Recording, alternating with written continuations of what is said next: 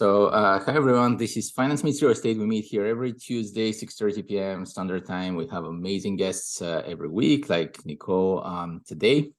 And so we've had like over 100, over 100 different guests from the industry so far. And so today we're going to talk about establishing your purpose, brand, and network. So it's a great topic. It's a difficult topic as well for many people in the industry. It takes a lot of work. And so I'm very interested to hear what Nicole has to share about this. So Nicole is the founder and CEO of Norvest Holdings. And so she also works full-time, and she has been able to scale from like 3 units or 3 family to involvement in over 200 units. And she's a wife, a mother of 2 toddlers, and she resides in the New York City area. And she has a mission to support support generational wealth amongst minority and underprivileged communities. So with that, I'm going to pass it on to Nicole. And if you guys have any questions, feel free to speak up and that. Okay. Yeah, well, thank you, Stefan, so much for inviting me. I appreciate the invitation. When you say it, it's still crazy to me that I've scaled to involvement in that many units, because it was definitely not something that, I mean, of course, what am I in real estate for? I wanted to scale, but I didn't think that I would be involved in that many units at this point. And it's been a great learning experience. So I'm super grateful and thank you for that opportunity. But basically, just to go into a little bit of my background and how I got started, as Stefan mentioned, I started with a 3-family house hack, and that was the first multifamily property that I owned. And that really laid the foundation for me being able to grow my portfolio. When I started, because I know if you're in real estate, most of the times, if you have any type of mentor guidance, they say, when you start in real estate, tell everybody what you're doing, right? So that's what I did, because I started posting on social media. And my close friends and family, before I got that 3 unit, I had been involved in real estate. I was trying to wholesale. I was trying to do all these other things that never kind of took any, gotten traction. And so from there, I never was posting about that publicly. I was just, my friends and family knew. So I thought everybody knew what I was doing, but that's of course not the case, because I wasn't telling anybody else. Once I started with the 3-family, once I joined mentorship programs and they said, you got to tell everybody what you're doing, that's when I started posting on social media pretty consistently.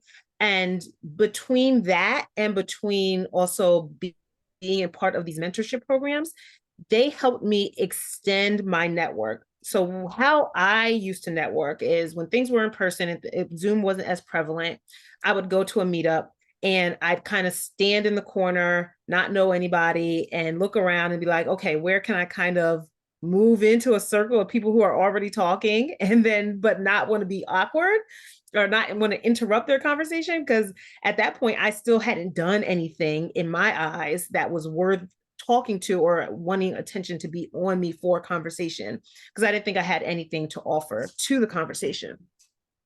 So that was still like my beginning of networking. I was not a great networker. I was out at events, but when it came to actually talking to people and moving up to them and starting that conversation, I was not good at that. So once I started posting on social media, to me, that was the perfect intermediary type of transition into networking, because it's virtual and you don't have to talk to people face to face. You can say kind of what you want to say, and you can just correspond and interact with their post or their comments on your post, which is to me more of an icebreaker. And that to me has been my entire transition, has really been during this virtual age when COVID happened and Zoom was more prevalent and things were all shut down in 2020. Was that 20? Yes, in 2020. And that's when I really dove in. I was just on the phone all the time, talking to people.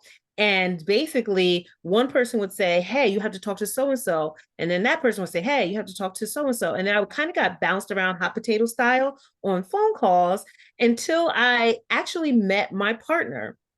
And then that's where I was able to leverage the 3 family that I had, use that as down payment money and get started, and refinance that and use that as a down payment for my first commercial property. And that was a heavy value add property. So we spent the year and a couple months repositioning that, doing a lot of rehabs to the units because they had been neglected. There was a lot of deferred maintenance, and we self-funded that. So luckily I also had the funds to be able to help split, the cost of CapEx. And then we refinanced that and used that money to buy another small commercial multifamily property. So like my journey in that regard. That was a JV, right, Nico? Sorry to Those call were you the both first one. JVs. Yeah. Yeah. Those were Okay, both. that's great. Yep. Oh, sorry. You want to ask something? Because I No, know no, I'm. go ahead. Yeah. So you mentioned, so the first one was a JV, right? And Yes. you mentioned before a bit the masterminds or like that you joined. So which ones are you in, I guess? Just Oh, yeah. so the very first group I joined was Jake and Gino. Uh-huh. And then I kind of took my previous networking experience, which was none, into Jake and Gino, and I was not leveraging the community as much as I should have been, and reaching out into that community, which was the main reason I joined. I wanted the network, right? And I wasn't networking. So then when everything got shut down, like I met 1 or 2 people who were in the market that I had chosen, so I was networking with them, but not the broader Jake and Gino community. So that was the end of 2019, 2020, when everything shut down, then I also joined MIH because it was smaller at the time. And we had that group, we had like a Facebook Messenger group going. And so it kind of forced me to be in conversation, at least virtually, with people on a consistent basis. And that helped me warm up to talking to people regularly. And then from there is when the phone calls started. So I think I needed that smaller group atmosphere with consistent communication going back and forth to help warm me up into the networking space and getting myself out there. And after that is when I started posting on social media. So it's kind of like one thing led to the other, and I didn't just jump in and start doing everything at one time. Was like a warm me up kind of progression. Got it. That's interesting actually. And so at some point, and so you kind of gradually started getting comfortable basically with the whole idea of like conversing with others on be it deals or like at all like real estate prospects and opportunities and so forth. And so, but at what you also have a podcast yourself, right? So at what point you decided to jump into that? Oh gosh. So that was right after we bought our second, we JV'd the second, like we refinanced the first property, 6-unit, and then refinanced and bought the 5-unit. That was in 2022, just last year. So that's the year I started my podcast. I had been thinking about it the whole year before, but I also didn't want to. I decided on a podcast because at first I was thinking about like a clubhouse room or a meetup or things like that. But the reason I didn't do that was because, like you said, I'm busy. I'm a mom of 3 and a 5-year-old. So right now the husband has them relegated to the living room so they don't bother me too much right now. But then also working my full-time job, and I just didn't have time to commit weekly to like every single week I have to be here and show up physically, right? So to me, a podcast was a good medium because I wanted a thought leadership platform, but I could schedule the recordings that fit my schedule and my lifestyle, and I could fit that, and then I could still release them weekly on a consistent schedule, but the recordings could happen whenever fit. Yeah, for me. No, that makes a lot of sense. Yeah, for sure. I mean, it's way more efficient, right? One can do like many more episodes that way, right? Especially you can kind of pile them together in one day and so forth, and just kind of do the whole thing, a whole set of a whole set of content essentially, right? Exactly. A whole stream. And so got it. And so so you mentioned, so that was after your second deal, right? And so how did you was it with the same partner? Was it JV as well, or? Yeah, it was a JV with the same partner. And where that came from, it was really relationships. So he, from his property management, I actually are, because I use the same property management company. So our property management company, one of the buildings that they were managing, the seller, the owner of that building was going to sell the property. So the property management company knew about this before it was never even listed. So our first property was listed on just regular MLS, and we happened to win the bid for that. And then the second property we got off market because our property management company was managing that property. So it was an easy transition, just moving ownership over to us. And in what markets were those? What markets? Those are in Eastern Pennsylvania in Lehigh Valley. Oh, I see. Interesting. So they're also relatively close to New York City, right? So is that one town or Bethlehem? Or? Yeah, both. So I have one in Allentown and one in Easton. One in Easton. Yeah. Got it. Okay. No, that's great. That's great. That's been a kind of a popular area in a way with investors, right? New York City investors. Yeah. For right. And so that was your second property. And you're already actively posting on after that posting on social media and starting your podcast and all that, right? So that's a lot of work, right? So how did it feel, and like how did that go as far as having to post like every single week and building your personal brand, and like how did your vision, I guess, evolve as far as personal brand and scaling, like for your own purpose and goals? Yeah. So when I first started posting on social media, it was really, I didn't have enough. I thought shouldn't even be posting on social media because I only had the 3-unit when I started posting. And I thought, oh, nobody wants to, I only have a 3-unit. This is not a lot. Nobody wants to hear about it. I have no value to add. And I think me getting over that was just starting to post about just what I knew and what I thought other people would maybe be drawn to, which was more mindset kind of topics. So I did a lot of mindset. I did some like, oh, I'm going to my house today. This is the kind of thing that landlords have to do. And, so there are people who don't own anything. So having a 3-unit is still something you can talk about, right? And you still can add some value to someone who doesn't have anything at all. So I had to get over that kind of limiting mindset belief. And even on phone calls that I've had with people who don't post on social media and they think that they should, they don't know what to talk about if they don't have any deals. And so that's kind of my advice and suggestion for people getting started, is just sharing your journey and why you're even looking at real estate. Why are you looking at multifamily? What's the mindset behind it?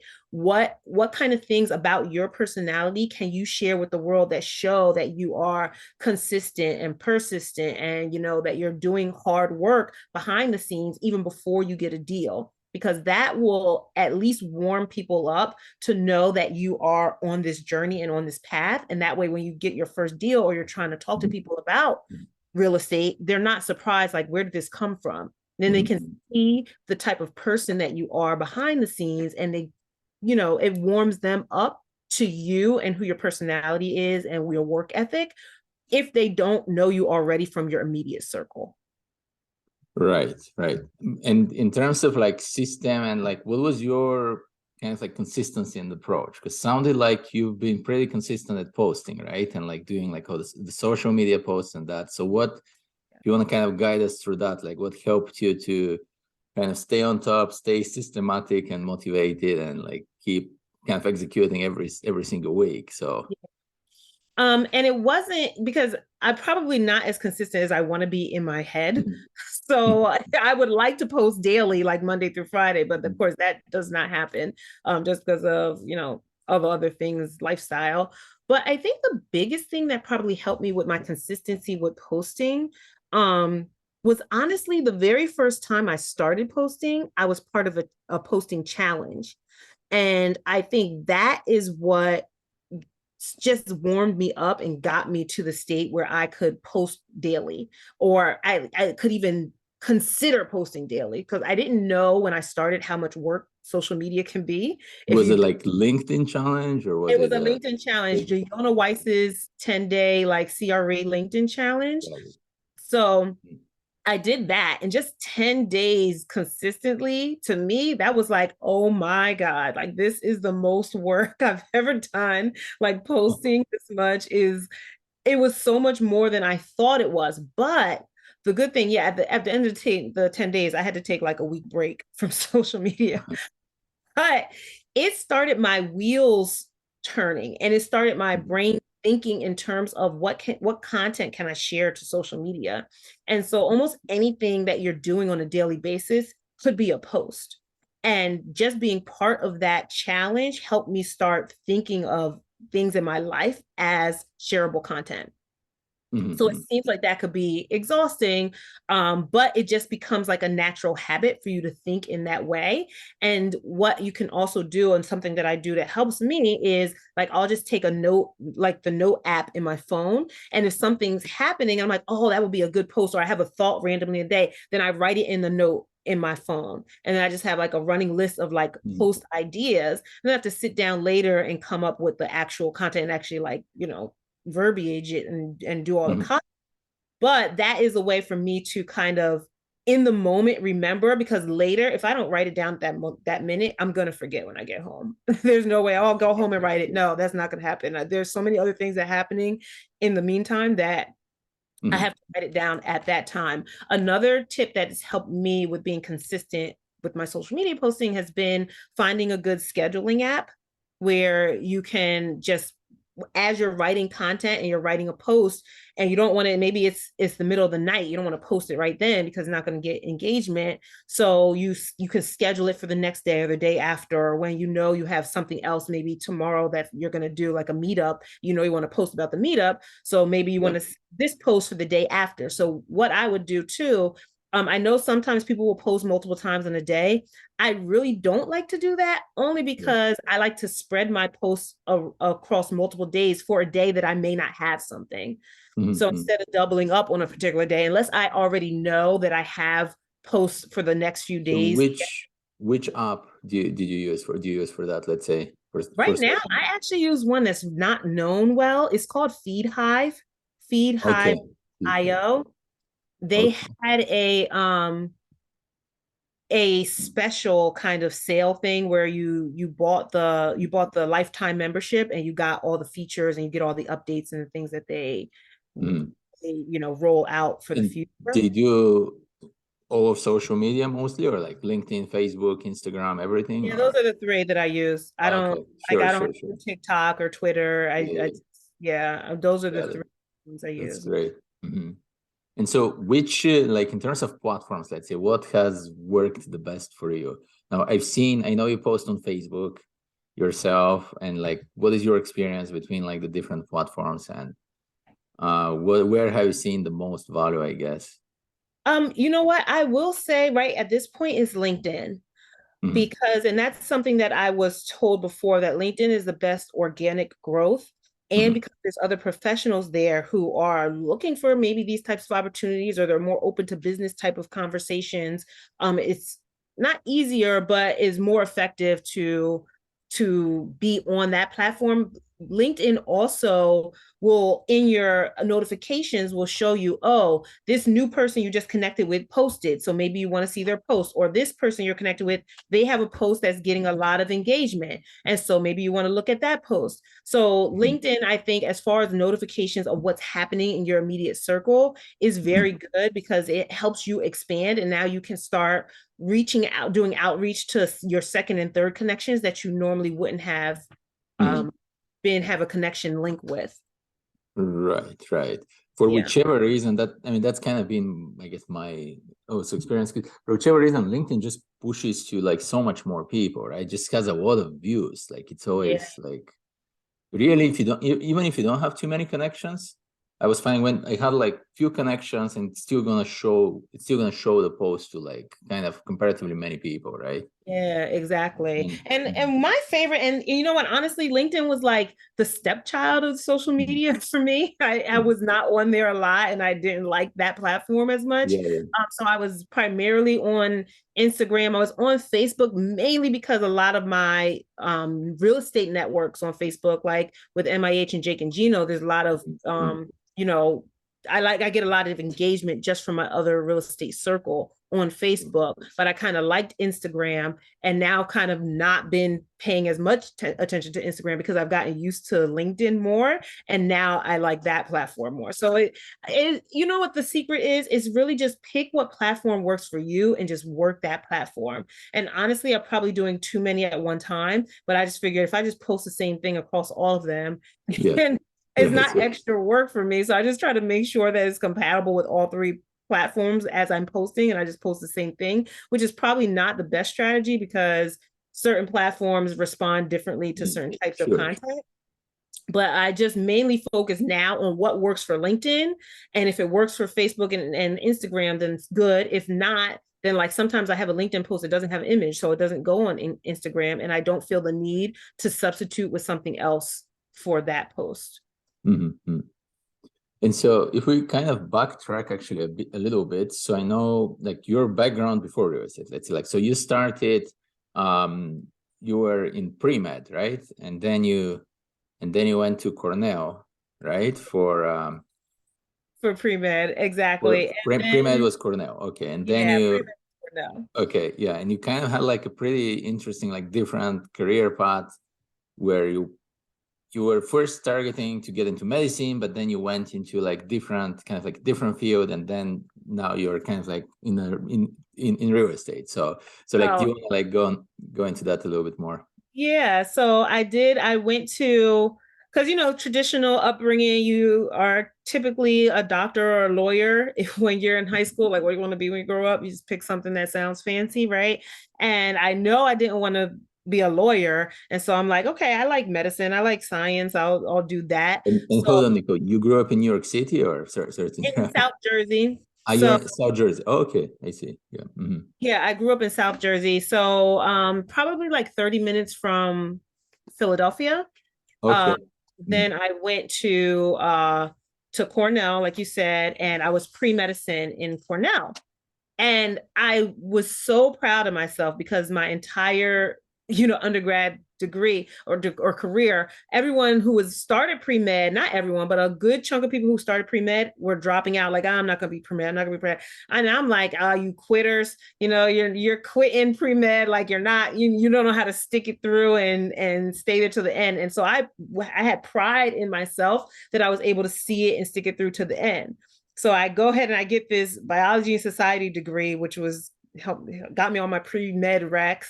I started working in a hospital just for like 6 months because I needed to do something until I started a post-bac program, because I needed a post-bac program before medical school. I needed kind of that buffer. And I worked at the hospital for a couple of months, and I said, I don't think I want to be a doctor. So I stuck.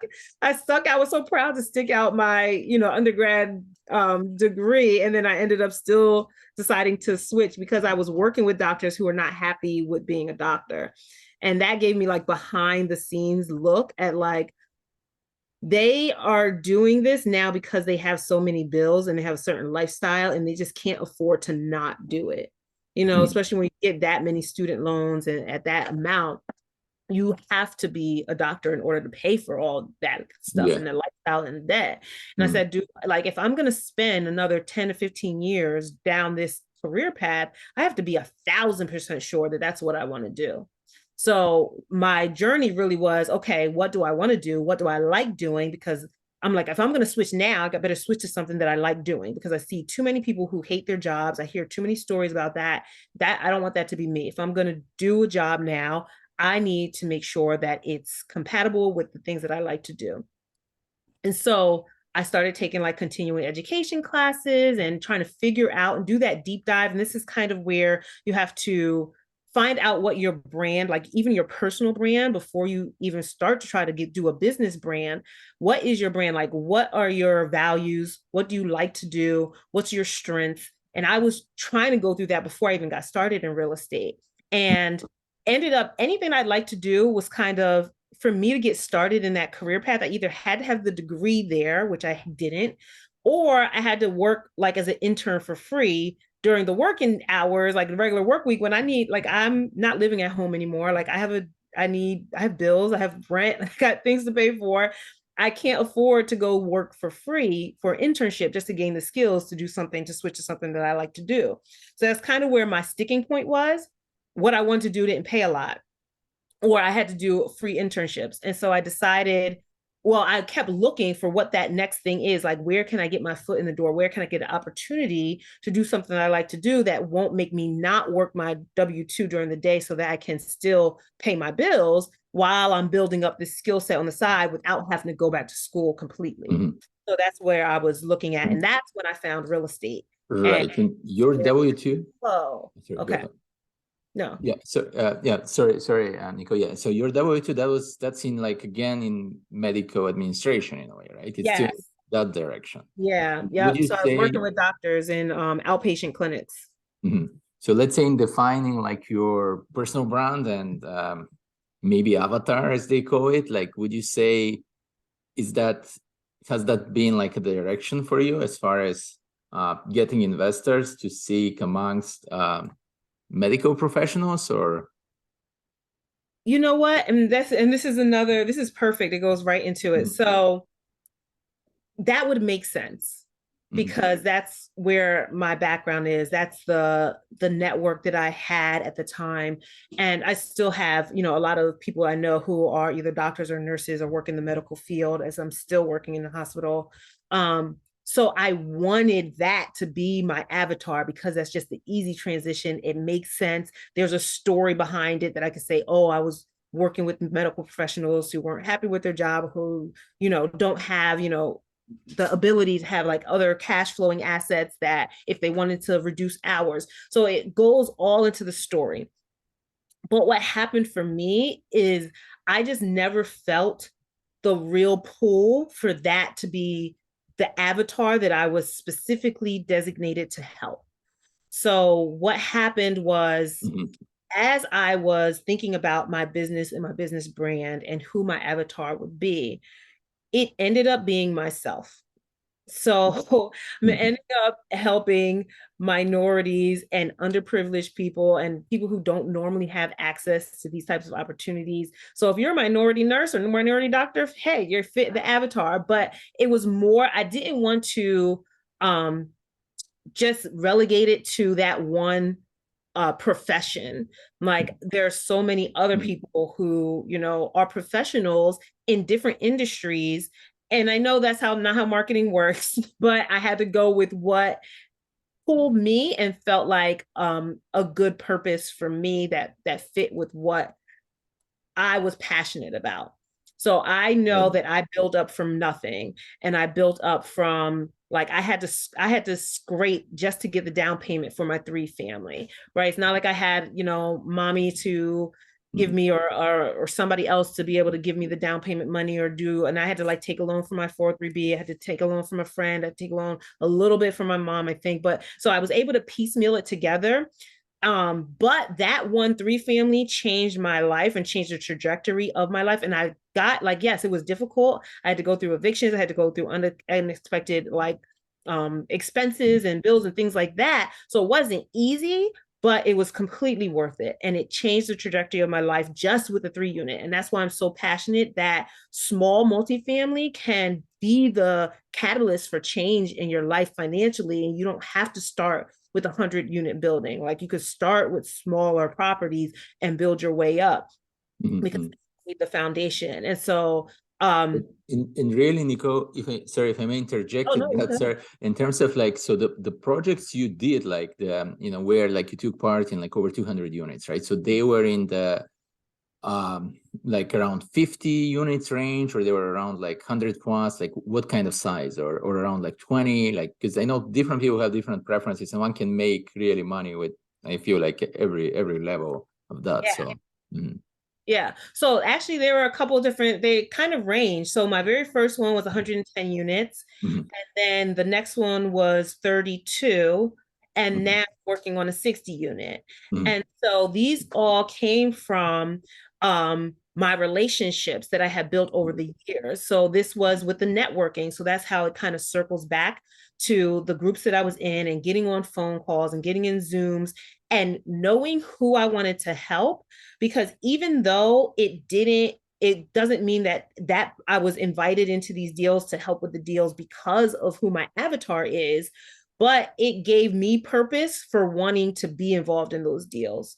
So I was doing the smaller joint venture properties as kind of my own put your oxygen mask on first kind of thing, where that was helping me with my cash flow and net worth and things like that. But because of my mission for my company, which is to help people who normally don't have access to these types of opportunities to get access, then the only other way I was doing that is with syndication, because now people who say you're working, if you're the traditional minority family, and it could, or any middle class working blue collar kind of family, and you go through all the motions, and you do the traditional, go to good school, get good grades, get a good job with good benefits, pension, all that pathway, right? Most of those people now are in a higher paying job. Maybe they're the first person to go to college in their family. Maybe the person has the highest income. But now, where do they get to start building a bigger generational wealth? Instead of just like letting it stop at you got a good job, there are other options outside of your traditional retirement account, which is not honestly the best way to build wealth for your future, and especially not generational wealth for most people. So a lot of people don't even know about syndications, and that they're able to get involved in real estate without being active, especially if you have a busy life and your career is booming and you got to a certain level in your career. I just want to make it known that these types of opportunities exist, and that you can invest in it passively, and it can really help change or build up the trajectory of your financial situation, especially if you're the highest earner in your family, and all the people before you now they sacrificed to get you where you are, and now you feel like you have to give back financially to them, so you can never have the opportunity to build wealth the way that you would like to for your generations and your heirs, right? So it's kind of that weird middle ground where you're helping the previous people because they helped you, but then you also want to still build for the people coming behind you. And where do you get to do that? And I think passive investing is a perfect opportunity. And because I was still starting out and I was only doing joint ventures, that was not something that I could give this opportunity to other people besides with syndication at this point. So between it makes and maybe even starting a fund at some point, those were the ways that I was thinking to help other people who were looking for that answer, right? So that's kind of right. And I would say, I mean, yourself actually, being a successful professional and like went to Cornell, it's actually a good position to attract precisely the people that you described, right? That would be like the most successful professionals as well, would that be like, is it like African-American professionals that you target, or it's any minority as far as minority? That story. Like, what's your definition there? No, it's not African-American only. It's minorities and people who feel like they've been underprivileged or haven't been exposed to opportunities. So in terms of tools, so let's say like what would that, let's say, how can it be achieved? So kind of having lower minimums is one, right? Lower minimums of investment, sort of education, like informing people. I mean, I would say like even outside of kind of like socioeconomic aspects, if you look at even like purely gender, like I've been sometimes criticized for a couple of times for having like essentially like a super testosterone heavy lineup at this webinar. And I was telling people like actually some of the first I believe from the first 3 guests that I invited, 2 were female. Okay, completely random. I was never thinking about gender. It's not even, I don't think there's an unbiased, prejudice either. I think there's none. So it's just like quite completely unbiased in my mind. But the reality is there's just very few women also, right? Purely in the real estate industry. Now can be interest based, right? It's it's a very stressful industry. Perhaps they don't like it. They want to do something else, and so on and so forth. And so it feels to me like for passive investors, even naturally in this sense, by not getting involved also on the active side, like I feel like it perhaps ends up disproportionately male just due to, just having visibility of it even whatsoever. Because it's just like the reality is there are fewer females, there are fewer there are fewer other co-eds, I mean, not minorities, but kind of business minorities, if you will, or like less represented in the usual business structures. So, and so it's an interesting thing, like how to tackle that. Honestly, I wonder, like, what your thoughts are. So, yes, and as being involved, when I first got started with real estate, I wasn't thinking about gender or ethnicity or any of that, because I just was like, I just saw green. I just wanted money, right? That's the honest reason. Like, I just wanted real estate to give me the financial freedom to be able to decide what career I really want to do without worrying about the money. Like, what would I do for free if I could? That kind of thing. That was where my mindset was. And also, I wanted to help my mom because she had worked 2 to 3 jobs all throughout my high school career, supporting a family of 7. So that was my main thing, is like, I want to get enough money to be able to do what I want to do for free and to retire my mom so that she doesn't have to work 2 to 3 jobs. Right. So it wasn't about who else is involved. And I only saw, I'll just be frank, white men at the front of the stage. And to me, it wasn't anything new or different. That's just how it was. Right. Like, that doesn't mean that I did not see the opportunity for myself. I still knew that there was an opportunity for me. And it took a while of me being in it to realize that, like, oh, especially once I started posting and saying my story and journey, that's when it was like, oh, there's people who don't think they can do it because they haven't seen themselves doing it. And I don't know why I didn't have that kind of block as a frame of reference, that I can't do it because I don't see someone else like me doing it. I didn't have that. I just was like, I have to do it. Like, it's possible. I know there might be, some limitations because of my own economic, like, stature at the time, but I had more of like a tunnel vision, like, this is what I need to do because of my why and my purpose behind it. So the helping other people who look like me basically got developed as I was going on this journey, because I realized that other people are stopped and paused because they don't see people looking like them. So that, whether that's women, whether it's minority, whether whoever it is, but I think the biggest thing, like, with getting even women involved, I think women across the board, is because there's not a lot of women head of households who are the ones that's in charge of the finances for the household.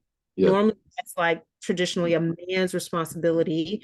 And then also, women career-wise are also at a disadvantage, because you either have to pick career or family when it comes to having kids and doing that, because that adds a whole nother layer of complexity to building your career and being seen as someone who is dependable and reasonable for the job, because you're supposed to prioritize the job over your children and family life. And that's just traditionally, like, there's a lot changing now when it comes to work-life balance and employers having a more holistic, view of work, of home life. So, but that has not been always the case, right? So that's where I think women also have had to kind of juggle or give up one versus the other, because childbearing range is so limited compared to like how long a man can have babies, or have children. So there's a lot that women have to juggle all together. And even now, like, I'm blessed and lucky that everybody, not everybody, but most people who I have been talking to or networking with, they either have kids or they understand, or, it's not a big thing, because normally my kids are running around in the background screaming and I'm trying to get them quiet, or they're climbing on me while I'm on a Zoom. So it's kind of like, if I didn't have that grace from the other people in the network that I was building with, then it would be even that much more difficult for me to get progression with my journey. Right. No, that's awesome. I think like having a purpose like that, it's quite amazing. And I've seen that I have some of these conversations with Amy Tiemann sometimes, who is like Texas, like she's from Austin, Texas investor. And like she often, she's kind of a leader in her, she's recently became a fund manager actually, from a syndicator to fund manager step, and so she seems to kind of deal with that a lot as well, right? Because there are just so few. Even if you get really successful, there's just still so few women still out there. It's just like it's predominant. It's still 90% men. That's the reality, right? Like, especially at the moment. So I mean, that's kind of pretty much how the industry is. Now there can be reasons, non-discriminatory reasons to that. Let's put it, sort of like as well. I mean, I'm sure they are actually. It's rather, it's kind of interest based, but it definitely, once you are in the industry, it kind of makes it harder. So it's a good purpose to, kind of freshen up the space and be able to, like give a new perspective and so forth. And so for sure, and culturally, certain cultures are very inclined to investment, right? So so you might end up seeing like some of them in private placements more, right? Generally, so there are also those aspects. So that's a great purpose, kind of actually educating like new cultures. Even if I take my own perspective, being Eastern European, I wouldn't say Eastern European is the biggest, like financially educated group of people. Not really, right? And so so there's definitely an aspect of that, and so where value can be. So it's great to think like that, think open, and like have your own personal brand, and like push boundaries and so forth. So. And it's I will add that it's not easy. So the biggest thing with finding out what your brand is, who your avatar is, who you are as a person, and seeing how they all can kind of fit together and kind of feed off of each other. One thing that I did here with branding and marketing is that your brand or your mission should be so strong that it either repels people or it attracts them. So if you're trying to be the person and kind of is like the solution for everybody, you're going to attract nobody, right? And then if your brand is strong enough to actually repel people, because people see that and they say, oh, she wants to help minorities, I don't know, like that's good and all, but that's not really my thing, then you know what? That's not the person I was meant to work with anyway.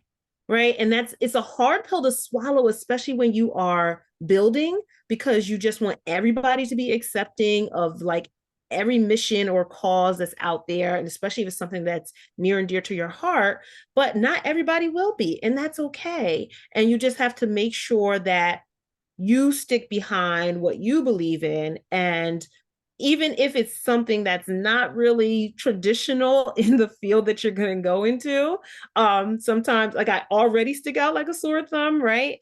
But then having that mission too, I think just is like pushing that even further. Right.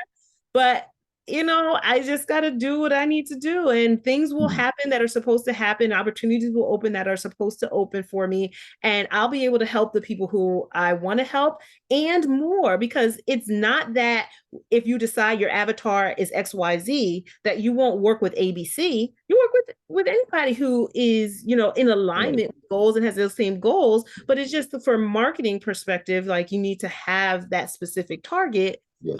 So that you're talking to someone specifically. Mm-hmm. That makes a lot of sense. And actually, I feel like I already mentioned, I feel like you're in a kind of great position for that from the perspective of also Cornell, right? Because it's a great, you have that community, it's in a way like it's aligned with, progressive ideas as well, right? I mean, generally speaking. And it's just, there's just a community to speak to. And like, I feel like that's also a good, maybe a good route. I mean, I don't know if necessarily you want to explore that, but it's kind of a good route where you can kind of get your ideas forward. Yeah, no, you're absolutely right. Yeah, you're absolutely right. And that's so, like I said, when I first started, even with real estate, I was bad at networking. So imagine how bad at networking I was in college, right? So that's something that even now I'm at the point where I'm starting to be more proactive with reaching out to old classmates, and even like to look up like alumni happenings and affairs so that I can be involved in some kind of way, because I do need to, like, I went to Cornell because it was Cornell, right? Like I had offers, I had better financial offers from other schools, but I chose Cornell for the name of it and because I wanted that network, but I didn't ever learn how to network. And I didn't Right. that, leverage the community as well as I should have, or at all, like except for like my little circle and niche of friends. But now I'm at that stage where I'm like, okay, there's so many people from Cornell too who are super like successful, and if they're like directors, and they're just high in their career, and they have really like are making moves and making big changes in industries and things like that. And those are the people that I want to be around and networking with in Yep. general, whether or not we're doing a deal together or not. Like, it's not about the real estate. It's just about like, I want to be around other high level people. So it helps me elevate as well. And maybe I can help with something. So it's all Mhm. about, yeah, just creating those relationships and friendships with people. And that's also how I've gotten invited to deals, just building friendships with people, networking, and not specifically looking as a transactional relationship. So it's hard to get out of that mindset too when you're in growth mode and you want to build and you see all these opportunities that you're not a part of, and you're thinking, oh, how can I get with that, how can I do this? But at some point you just need to just have conversations and don't have any expectations. And I know people say that all the time, but that's really true. And those are the people who later, like, you have a good relationship with, and they're like, oh, maybe I know Nicole wants to do X, Y, and Z. I know she wants to help these people. I know she's looking to do this. That's how I really got my first raise, was because I was working with someone who were looking for deals to joint venture together, and we never found anything. But at some point, he knew that I wanted to get into syndications and to start with raising and help with asset management and do that kind of thing. And so he gave me the opportunity. Like, when he had a deal, he brought me as one of the people in and asked me if I'd be interested in it. And so that's kind of where building the relationships and knowing who you are and having your pillars of, what your what I would say, just the pillars that you Right. have about But like who you are. And was uh was that through MIH also, Nicole, or so that sorry. was that through MIH as well, or was it outside Yeah, of the? actually, that was somebody from MIH who I met, and we had Mhm. the same market in Lehigh Valley. So we were looking together there for some things, and nothing came about. But he was also doing larger deals up and down the southeast, Got it. east seaboard, and so then that's when that opportunity came. Yeah. Right, right. So now, in terms of like kind of like democratizing like investments, right? Like what you mentioned, like in that sense. And so now, I mean, we already discussed, so now 110, 32, like 60 units. So that's where you kind of start helping people because you're able to offer them an opportunity to invest, right? Otherwise, you just kind of partner with someone and it's just Mm-hmm. you, and you don't really offer it to anyone. There's no Yeah. offering or value out there other than to yourself and your partners. But in terms of, that still kind of takes a network. Like if people want to do it actively, that kind of takes like doing what you did, right? Like having a podcast, having a, regular social media posting and so on and so forth to be able to do deals like that. But I know you mentioned like before, like before this call that you started a program for what you call micro family, right? Or micro Yeah. like small multifamily essentially. And so like to help people invest in that. So do you want to talk about that one a bit more? Oh, sure. So with syndication, that's where I get to help people who are busy professionals and they don't have the time to learn about multifamily, and they just want to put their extra capital to work. They want the tax benefits, they want to build wealth passively, right? But the other side of the coin is helping people do what I did, which is getting involved with the small multifamily and being active so that you can really, I guess, even have even more control than passive. Like with passive, yeah, you can choose the operator that you want to work with. You can choose the building that you want to invest in the market. So you do have control in that aspect. But once you give your capital, the operations are all up to the general partners, right? But if maybe you don't have $50,000 to start with, you can get involved in a smaller micro family building, which I say is like 5 to 10, 5 to 15 units. Um, just joint venturing with one other person, even if you have less, or if you're going to do what I did and do a residential multifamily, like a 3 or 4 unit, then you can even do FHA and get in for 3.5% down. So however you can whatever resources you have to start with.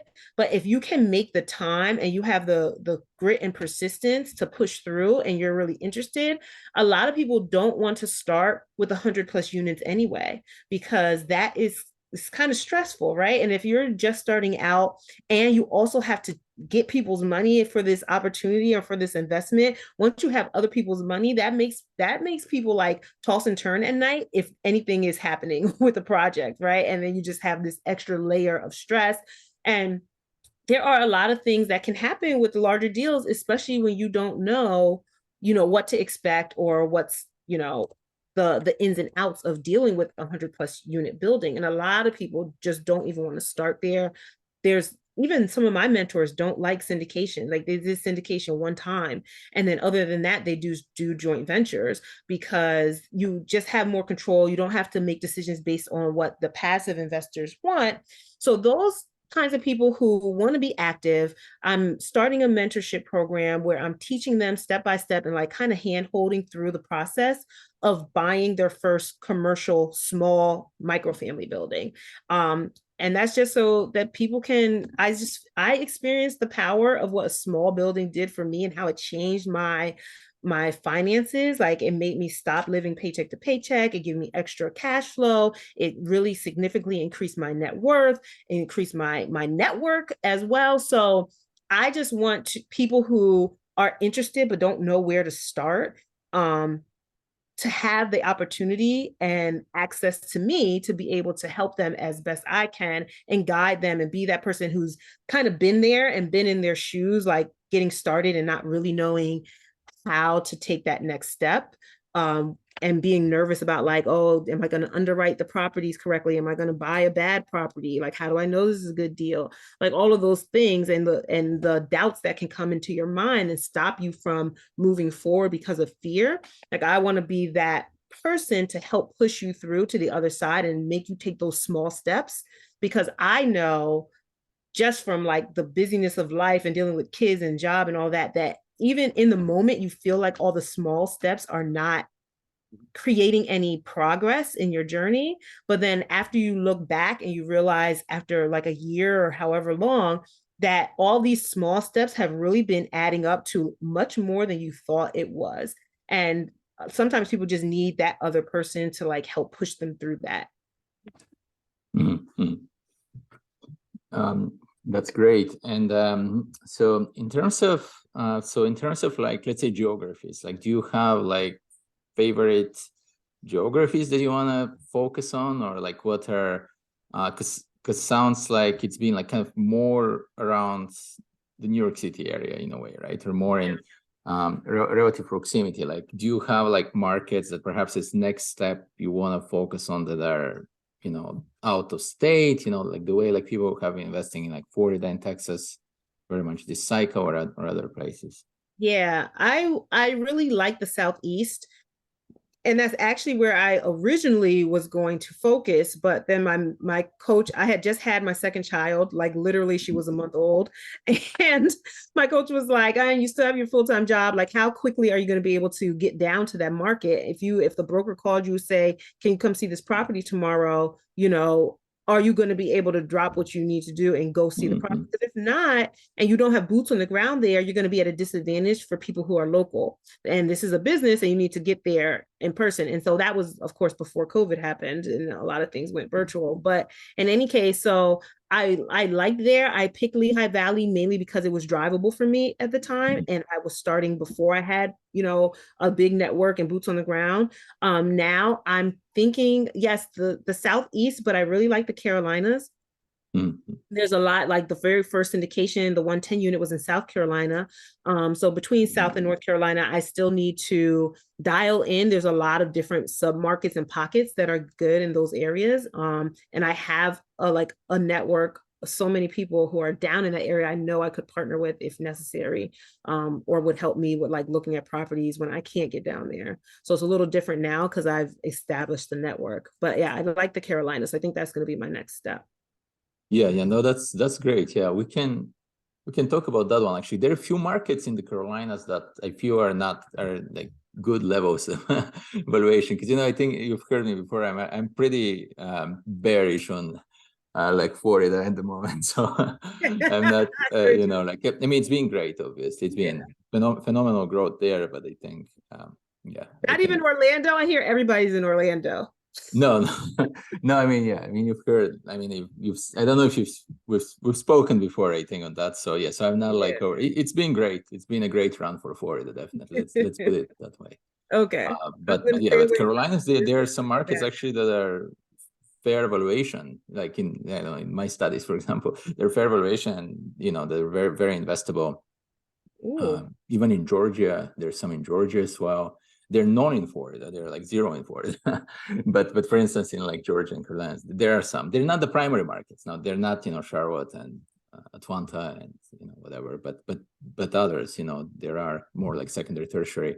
So that's a good direction actually, and perhaps like next cycle, as people are used to kind of like or already even now used to investing in the Southeast, it's actually a good approach, since it's it doesn't have to transition their mindset in a way as in investing somewhere else. So that's great. That's awesome. Yeah, I'm gonna talk to you about those markets.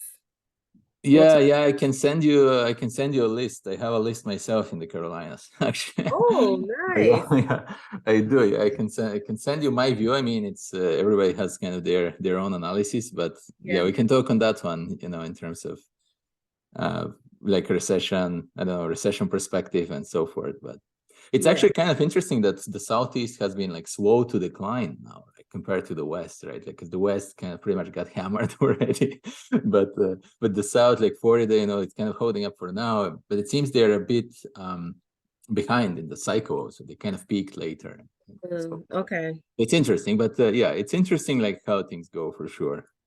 What are your thoughts now on like the whole like banking crisis with SVB and like is it Signature Bank in New York, and like, do you feel like that might affect commercial real estate or residential real estate and so forth? I'm hoping not. The biggest thing that I've seen and kind of heard reading up on it is that the feds won't continue to push rates as aggressively. Like, and I know they were going to probably do a hike like one or two more times this year. Maybe by the mid to end start, tapering down a little. Maybe they won't do the next hike that was planned. I think they're supposed to meet at the end of the month, right? Yeah, I don't know. I forgot the date, but yeah, perhaps, yeah. They definitely reduced the rate hike. Yeah, so maybe they won't, because then it's like increasing like skepticism from the depositors and people using the bank. And if they don't have deposits, like I know a deposit is a debt to the bank and something that they owe, but there's also with fractional reserve lending, then banks are able to lend from the deposits, right? And so even though the lending with rates being high has been less, so it's like all a whole big intertwined web of who knows what they're doing, what's going to happen. I really hope they with the high taper off.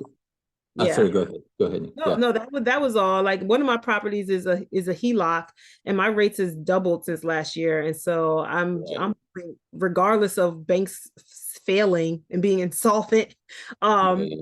But yeah, and then who's paying for, like, because then the government is insuring the other deposits above 250K, but who's going to end up ultimately paying for that? Well, yeah, that's gonna be inflation again. Like, that's how it works. The whole cycle.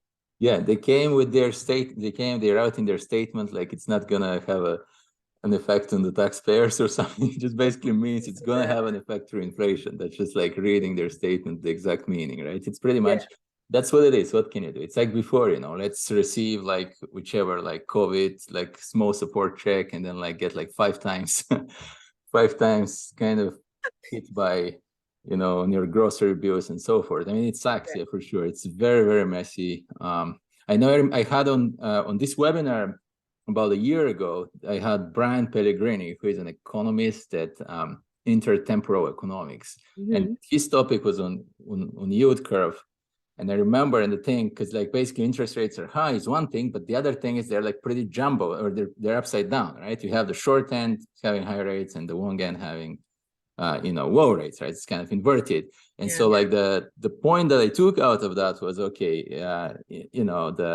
the yield curve is not only it's not only a symptom. It's not only, if it's inverted, it precedes a recession in some kind of like non-causal way. But no, it's actually a causal way. It actually has its own economic effects afterwards. And when we were having a conversation just like with you today, I went kind of to dig into it. Okay, what are the ways in which it causes a recession? And I think we're seeing it right now in real life. It's basically, so here are the ways. Okay, now it hurts the banking sector, it hurts the financial system, because they also have they have some duration mismatch, in a way, sounds like, and that's kind of an issue. It's one thing the interest rate spiking, but it's also that they're kind of upside down, and it's really disturbing their whole system. So it's quite interesting. So let's see what happens. I know. I guess I gotta get my popcorn, my long-term popcorn, and watch this whole scenario unfold. But this is why it's like even a bigger push for getting your currency into hard assets, right? Because the currency is such like it's not money, and people just don't understand that difference. And I think the general public doesn't get, that currency is basically just the faith of the people. And if the people don't trust that their currency is safe in a bank, which is supposed to be like the safest place you can put it, then who knows what's going to happen. And at least if you own assets that people need someplace to live, that's like one thing that can never really go away or be like outsourced or digitized or, something like that. So I think the hard assets, because I know I've heard a lot of people talking about even putting your money in life insurance policies and having the infinite bank on yourself policies instead of the regular bank and things like that. But at the end of the day, it's still in a third party, kind of intermediary, which I life on bank on yourself life insurance policy. So I'm still for that. I'm for anything that's untraditional, but definitely the hard assets are a major safe haven.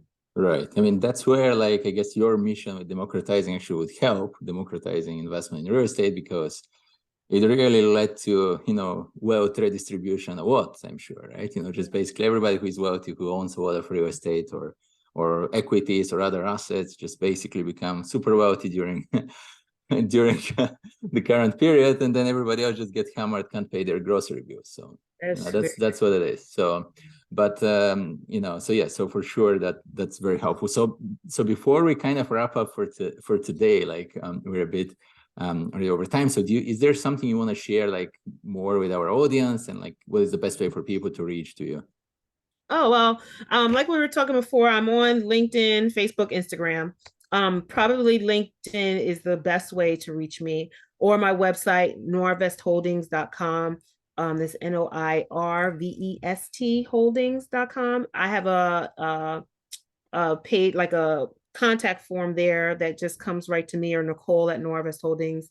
But probably no one's going to remember how to spell that or what the company name is. Just Nicole Pendergrass. Find me on LinkedIn, message me, or if we're not connected and you can't message me, Facebook.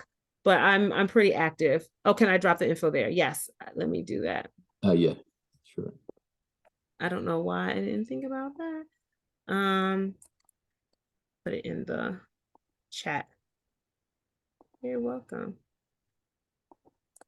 That's my website, and then just Nicole at noirvestholdings.com. And my name just on LinkedIn or Facebook this way. And I'm happy to talk with anyone just about anything that you're working on, any kind of advice or resources I could send your way. I just love talking about real estate anyway. So if people want to, my friends want to go to brunch and the music's loud, I'm like, I don't want to do that, because I want to talk about things that like are about growth and mindset and investing. Like that's my jam. I could talk for hours on that. So please reach out to me. I love expanding my network even more. That's awesome. Thanks, Nicole. That was great. So appreciate being here tonight, sharing, answering all my questions. And so with that, have a good night, everyone. Thank you. Thank you so much, Stefan, again for having me.